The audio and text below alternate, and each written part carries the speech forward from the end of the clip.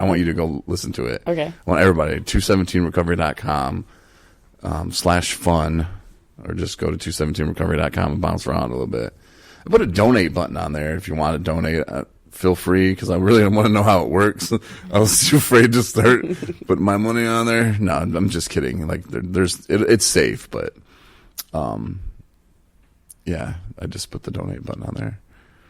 So check that out. And anything else new to the website? No. I don't know. I'm always messing with it. Yeah, you're always tweaking it up. You look good. I met with my therapist today. She said that I'm awesome still, which was nice to know. And she told me to stop trying to start these Zoom meetings and just get into a Zoom meeting. And I feel bad because I told her I would. But then some other things came up, which I didn't really do much with, but I did take a nap. But I didn't get a Zoom meeting in. Yeah. So, and I look at it like this is a meeting for me too. Well, yeah, absolutely. But I think, well, I from what I understand is that she was just trying to say, not that Zoom meetings, she was saying she thought you were trying to say you wanted to put on a Zoom meeting. I was saying and she's that. like, well, how about you just go to one? You know, just like walking in the door of a AA meeting. I miss that. I miss that a lot. You know what I mean? Like, I get the whole, you know, oh, it's so easy to just log on, and, you know, it's just not the same. Mm-hmm. It's not the same as putting your shoes on and, like, you know, watching the clock, you know. And do you remember back in the day when that was such a pain in the butt? I don't want to say I ever dreaded it. It was just like trying to fit it into your schedule, or, you know. I remember a time in my life when, well, I mean, I was in drug court, though. For those of you familiar with drug court, it is a highly, what's the word I'm looking for? Demanding program. And, no, it doesn't give you time, really, to mess up. Or it does. You figure that out quick, too. But, yeah, no, I remember, like, trying to do work and meetings, and plus I didn't have a car at the time. So I think that's a huge piece of that we don't get credit for when we're trying to juggle early recovery, especially people that are dealing with, like we talked about before, having to make it to a certain amount of meetings or check in, you know, with your probation officers or whatever, and how with everything, things like those things are changing a little bit. But, like, you know, there's a lot of stuff that you need to kind of make sure that you got everything in order to make sure you don't, you know, drop the ball. And, yeah, I remember those days being really, really, really trying, you know. Oh, yeah, I don't really. Yeah, I know you were going to do something like that. Thanks, Corey. No, I mean, for real serious. No, there was a little quote from you in, like, a newspaper. Yeah. From there was 2000, I think. No, it was not 2000. It was 2007, I think. You're like, I'm going to make it. I didn't quote. That wasn't my quote. The quote. You're was like, I got this. No, I just didn't kidding. say that either. In fact, it's interesting. I probably want to look it up again. You should. I should. I checked you out. Yeah. Yeah. Freaking Google stalker. Yeah. Weirdo.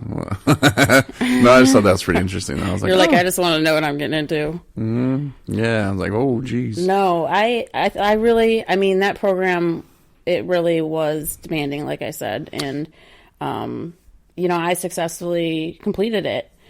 And that being said, you know, that, you know, I maintained sobriety throughout that. That was a 2-year program. And, you know, it even, there's no promises. We'll just put it that way. You know what I mean? Like, life still happens. You still make decisions. You still, need to be in the right place that you need to be in to, you know, to keep doing the next right thing. And I don't know, I guess, you know what that brings me back to that I was thinking about a lot is, like, for the times that, you know, we've gone back out or whatever, and people will say, like, well, what happened?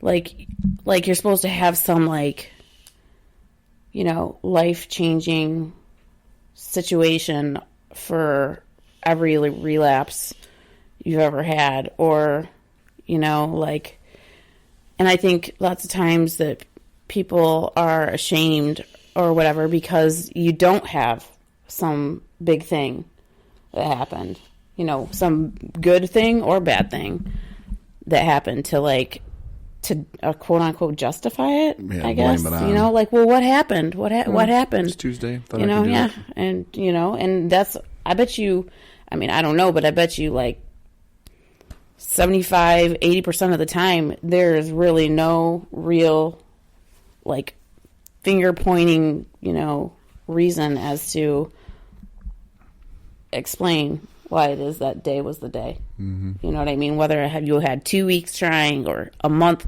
or freaking 3 days, you know. So, I don't know, something to think about. You know, it's just like, and I don't know how they do drug court. I wasn't in drug court, but you were clean for 2 years? Actually, I relapsed. This was an actual real story. My grandma died, and I had to go to her funeral, and I was like 2 months away or something from graduating, and I had relapsed, and I was supposed to go in and test or something, and I flat out just told him, my PO beforehand, like, I'm not gonna pass this or whatever. I'm just being honest. And instead of kicking me out of drug court or, like, sanctioning me or whatever, well, they did kind of sanction me. I think I had to spend a weekend in jail, and then I was still on the same graduation schedule or whatever. But I mean, the whole, like, being honest thing, and I can't speak for everybody. I know other times this kick people in the ass, like, well, why don't you just lie and wait till you get caught, or maybe you wouldn't have, or whatever. But I was just like, I had worked too hard, and then I got sober. I mean, I stayed sober after that for, you know, a while. I don't know. It's kind of hard to piece together, like, your timeline. I need to do that sometime. Actually, like, sit down and, like, I've done it before, but not recently. Of, like, you know, times that I put together sober.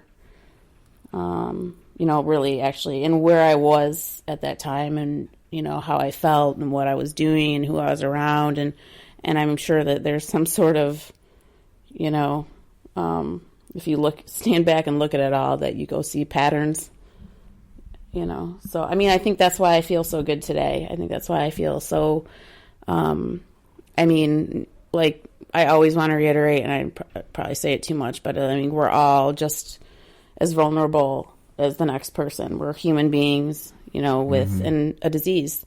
And so we're not safe, you know, from relapse just as much, or more so than another person, but creating, you know, a lifestyle and living it and adhering to it, of positivity and safety and, you know, love and, you know, working at it or whatever, and will leave me in a better place than, you know, with a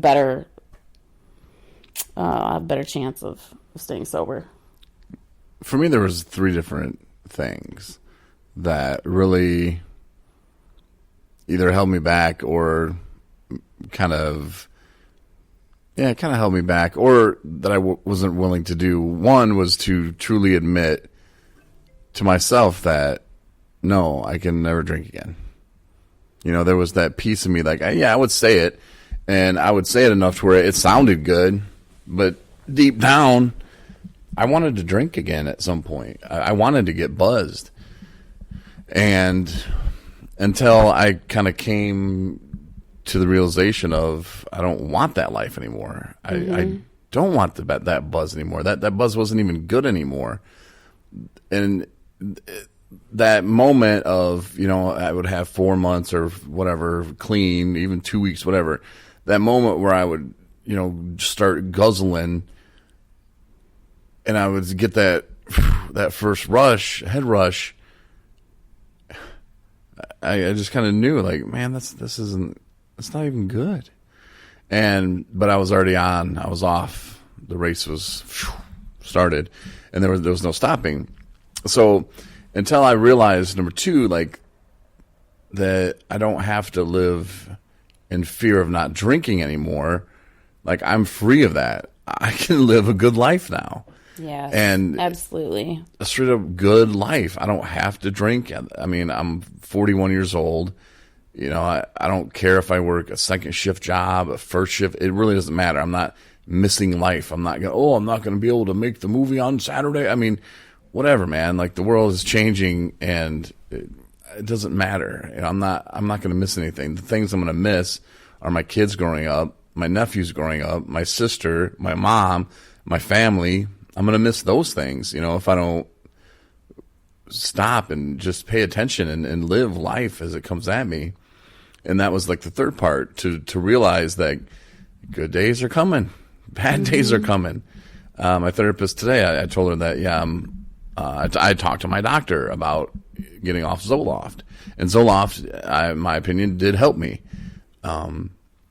It makes sense why it helps you. You know, talk to your doctor about it if you need that. If you're just getting off of alcohol or drugs, you might need something. I know I did, to kind of bring your levels back up in your brain, you know, because it's bouncing all over the place. And that's why a lot of people go into a deep, dark depression. It's because your body can't make it anymore and you don't know what to do. But then you get the alcohol or the drug, you're right back up and you feel wonderful for a half a minute.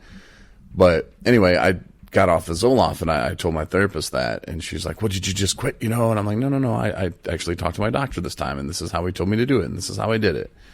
And she was kind of like, "Yeah, but don't you think you should get on something else?" I was like, "No, I really don't." You know, like a year ago when I got on it in January of 2019, yeah, I needed it, and you know, I didn't know how to handle those bad moments, but now I'm at a place, thank God, that I can accept the bad moments.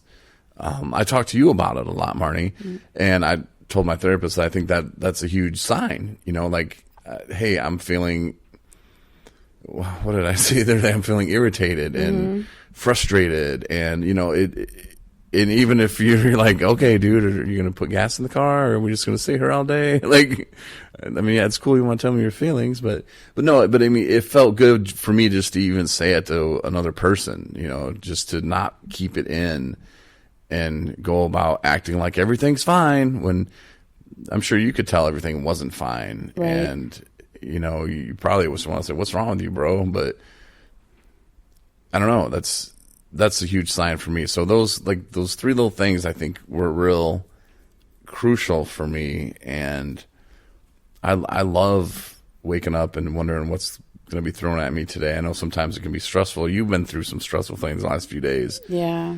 Yeah. You can either move forward, you can let it get you stuck, or you can let it take you down. Yeah. Well, I've learned that, like, just not to be discouraged by little things, and not little things because.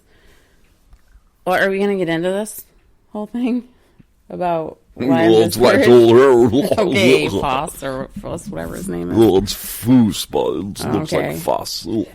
No, well, I've been struggling. Okay, a little piece about us. We've been looking for an apartment, which is an exciting thing. It's like a new step in our journey. Sexual relationship. No, what? That's not where I was going at all, sorry. Corey. But anyhow, no, it's a good thing, and it's we're actually in a position now where it's like, this is not just like a shotgun decision.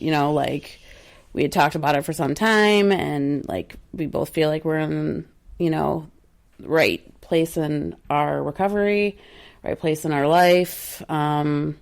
We both have jobs, luckily, thankfully. It just all things like kind of point to this being the next, move for us. Literally move. Huh? No pun. Anyway, well, for those of you out there that are in recovery, more often than not, and maybe, I mean, I am just